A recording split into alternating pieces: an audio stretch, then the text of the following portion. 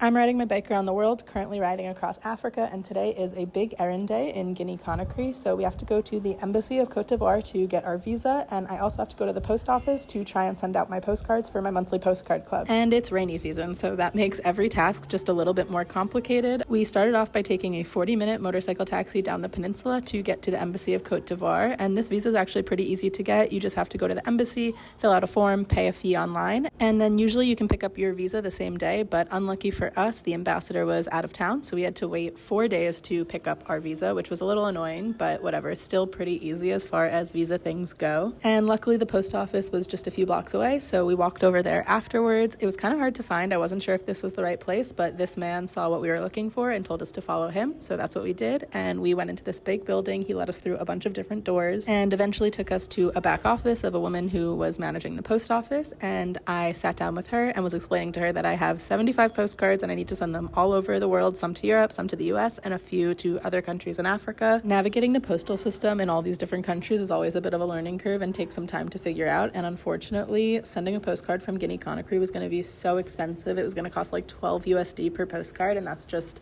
not feasible for me, so I'm going to have to save them for Sierra Leone and try and send them out from there. But luckily this post office had postcards for sale, which is pretty rare. Usually the post offices are like purely administrative. But once I told them how many postcards I needed, they took me to this back room where I got to dig through all of the different postcards that they had for sale. There were so many that were just like not up to my standards. So once I finally found one design that I really liked, I was able to source all 80 of them and get them bought from them, which was really nice. Didn't have to go on a goose chase all around the city. So once we bought all of those, we went out to lunch, and in a lot of the African capitals, there are a lot of Chinese restaurants for all of the workers who are there working on different projects. So we went to a little Chinese restaurant and got some noodles, which was a really nice treat to get some new flavors and some different types of food. And then we hopped back on a motorbike. He took us all the way back to where we're staying, which was pretty far.